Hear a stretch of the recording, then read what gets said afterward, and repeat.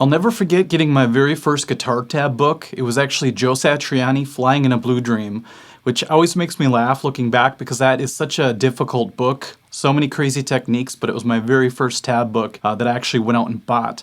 And I remember there were tons of these symbols I didn't understand. AH, NH, and all these crazy sounds were being made on the album, and I was trying to reproduce them, and I was like, what is NH? So in the beginning of the book, it says natural harmonic, and it tries to tell you how to do it. So I stumbled around a long time until I really figured it out for myself. Back then we didn't have the internet, so I had to do a lot of guessing. And it made me explore the guitar quite a bit, and when I got my very first natural harmonic to come out, I was very excited. Now we go in depth on harmonics on the website, theartofguitar.com, but today I'm going to do a quick tutorial on it, and then I'm just going to show you where some hidden harmonics are. If you ever want to do those really crazy high dive bombs, like Dimebag Darrell does, or Kirk Hammett, or anybody like that. I just said Kirk Hammett because I'm playing his style of guitar today. But it's a lot of fun when you start to hit these really extreme high notes. And it's not pinch harmonics. I did a video on that. That's where you get your thumb involved and you start to make some harmonic sounds that way. That's one way to get harmonics, but this is actually a lot easier and you just have to practice them a little bit and then find some sweet spots and you could sound great. So this guitar is a bit cryptic, but all we're going to do today is we're going to use the 3rd string, the G string. It's all you need for this lesson. And we're going to be looking at the 12th fret first. And the reason I say this guitar is cryptic is because there's this giant bat here. So it's kind of hard to see where the 12th fret is, but it's right where the body of the bat is. Just so you know. So what I'm going to do is I'm just going to touch the string at the 12th fret, 3rd string. Now remember, when I say 12th fret, I don't mean like we're going to be fretting the 12th fret. We're just going to be barely touching it right above the actual metal fret, the 12th metal fret. If you do that correctly, pick the string and let go right away, you should get a sound like this. See how it just goes on forever, which is a great thing about harmonics, especially if you start to add the trem bar, because then you get a lot more play.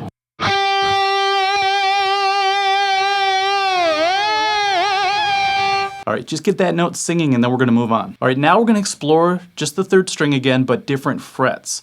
So we're going to do some harmonics in places maybe you haven't tried yet, and it's going to be a lot of fun. So the next place we will try is the 7th fret. That's the next logical place to try for most guitar players. Got a great sound, so we can go 12th fret to 7th fret.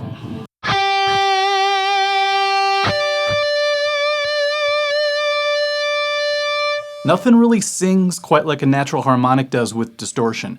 By the way, to get the most out of what we're doing today, really crank that overdrive because it's going to make the harmonics come out louder and it's going to make them sustain much longer. The next main fret people go to is the 5th fret. Now this is interesting, I'll tell you why in a second. Let's go to the 5th fret. Now, I don't know if you noticed it, but that was actually an octave higher than the 12th fret. So it's good to know that if you just hit the open string, you're going to have a G at a certain octave. If you hit it at the 12th fret, you're going to get the next octave up. And if you hit it at the 5th fret, it's going to be an octave above that. All 3 were G's, just at different octaves. All right, a lot of people stop there. They go 12, 7, 5, I'm good. And for the most part, you're right. You know, when I was learning out of that Satriani book, a lot of the songs, harmonics were 12, 7, or 5. But let's try some more, okay?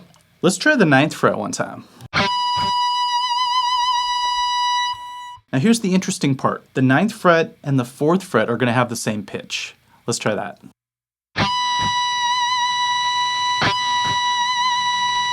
Isn't that strange? All right, let's go on to the next one. So far we did 12, 9, 7, 5, and 4. Might as well try 3. Let's see what happens. Getting pretty high up there. Here's a little tip that seems to work a lot. If you have a little bit of trouble and you're picking here for these natural harmonics, try moving your pick back a little bit. Pick a little closer to the bridge. Because the string's a little tighter back there, it seems to give it more of an attack. See the difference when I did that? Here's a fun thing you could do if you know 7, 5, 4, and 3. You could play the bugle song called taps. If you've ever heard this before, you probably heard it in a movie or some kind of military ceremony or something. But here's all you need to do.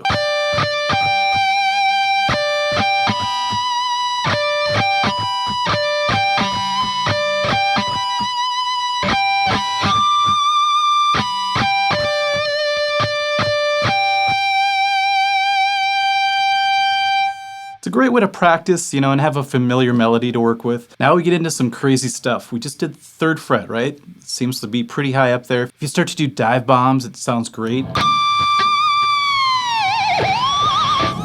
Crazy sounding, but there are higher places to go, believe it or not. So now what we're going to do is we're going to start to get into decimal points, which was always weird when I saw it on tab. It would say like 2.6, 2.4. So all you need to do whenever you see the dots is to go like this. 2 is going to be the 2nd fret.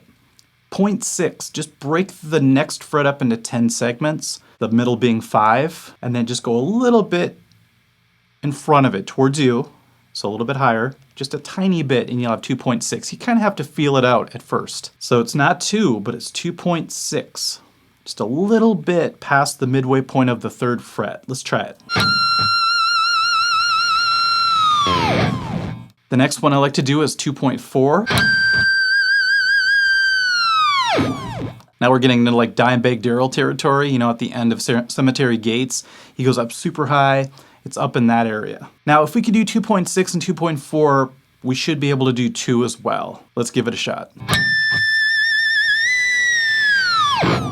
All right, I don't venture that far very much. Usually 2.6 is my stopping point.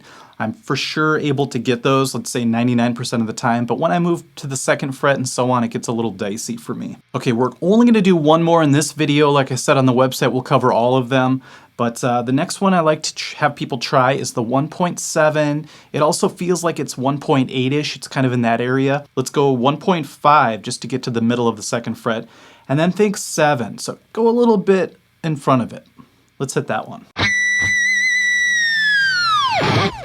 Pretty insane, isn't it? Now, there are a couple more past that, but we'll stop there just to give you a feel for a couple new options when you're doing natural harmonics or dive bombs. Like I said, the most common are 12, 7, and 5. That'll get you started. A lot of bands utilize those. Rush comes to mind right away when I think of doing these harmonics. Also Metallica. But when you start to get into leads and dive bombs and doing crazy things, you're going to want those other options. So we actually covered a lot today. If you want to get started experimenting with that, that's fine. By the way, they work on all 6 strings. So have fun with these, you know, maybe toss 1 or 2 into a solo you're doing if it's appropriate. And it seems to really grab people's ears, and people always seem to like the sound of them if they're not overused. And trust me, that's a problem I have, is not overdoing it when it comes to these. All right, everyone, hopefully that was fun. Meet us at the website for the full lesson. I'll be putting that up in the next week or so, and we'll see you there. Okay, thank you. Bye.